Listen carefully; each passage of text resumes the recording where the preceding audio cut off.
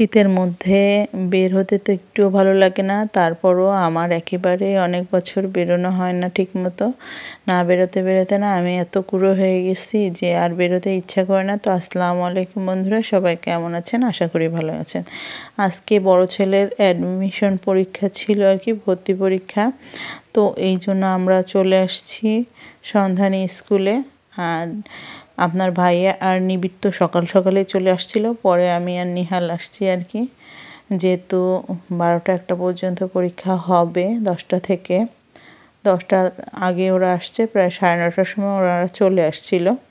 তো তারপরে আমি নিহাল উঠছে, তাকে রেডি টেডি করে নিয়ে আমি চলে আসলাম। সে তো স্কুলের কথা শুনলে ব্যাগ নিয়ে হাঁটা ধরে, তার ব্যাগ নিয়ে আসতেই হবে।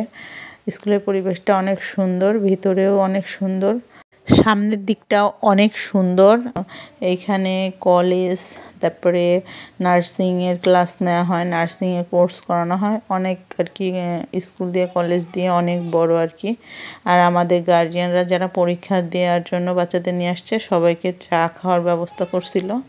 এই জন্য আমরা এখন চাও খেয়ে নিলাম আর কি। ওইখান থেকে আর কি স্কুল থেকে ব্যবস্থাটা করছিল, সব গার্ডিয়ানরা বসে আছে, আমরা বসেছিলাম আর চা খাচ্ছিলাম। আর নিহাল তো একা একাই দেখছি চা খাচ্ছে, ঠান্ডা করে অনেকক্ষণ ধরে একটু একটু করে খাচ্ছে, মানে ভয় পাচ্ছিল গরম তো এই জন্য আর কি। তারপরে আমরা অনেকক্ষণ বাইরে ঘোরাঘুরি করছিলাম, তো এরিয়াটা অনেক বড় ছিল, তো পিছনের সাইডটা অনেক সুন্দর পরিবেশ। তো আসলাম, তো এখন যেহেতু দেরি হয়ে গেছে, প্রায় 12টা-1টা বাজবে, এই জন্য আমরা মন করলাম নাস্তাটা করে আসি। তো আমরা নাস্তা করতে চলে গেলাম। আমরা নাস্তা টাস্তা খেয়ে এসে আবার বাবুকে নিয়ে যাব আর কি, নিবিড়কে। সবাই অপেক্ষা করছিল বাইরে, কেউ কেউ নাস্তা করতেও চলে গেছে। তা আমরা এখন নাস্তা করে তারপরে আবার যাব, যে দেখি যে সব বাচ্চারা আস্তে আস্তে বেরোচ্ছে, গার্ডিয়ানরা সিরিয়ালে দাঁড়ায় আছে। তো নিবিড়ও বের হয়ে গেল, যদিও আমার বেরোনো হয় না, তবে ওর পরীক্ষার সময় তারপরে মানে বিশেষ বিশেষ সময় আমি আর কি যাই।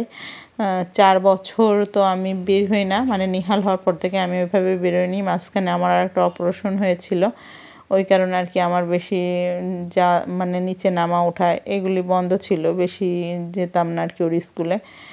নিজেই চেষ্টা করছে সব সময়, তা আল্লাহর রহমতে ভালোই করছে, কোনো সময় খারাপ করে নাই। তা চলে আসলাম। আর ওরা নামাজে চলে গেলে, যেহেতু জুম্মার দিন, 3জনায় চলে গেছে, আর আমি মাংস রান্না করতে চলে আসলাম। শুক্রবারে মাংস ছাড়া তো জমেই না, তো মাংস রান্না করতে চলে আসলাম। কারেন্টের চুলায় বসিয়ে দিয়েছি মাংস।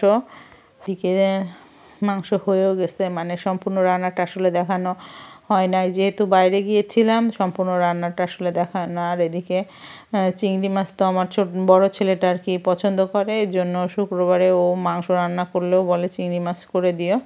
তাই ওর জন্য আবার 4 পিস বার করে ভুনা করে নিলাম। সাথে আলু ভাজি আর ডাউল করেছিলাম, সেটা অবশ্যই ক্যামেরায় নিয়ে আসতে পারিনি, যেহেতু আমি তাড়াহুড়া করছিলাম, অনেক বড় হয়ে যাবে ভিডিও, তো ওই জন্য আর কি সব কিছু ভিডিও করতে পারিনি। এর সাথে আলু ভাজি আর ডাউলও করেছিলাম।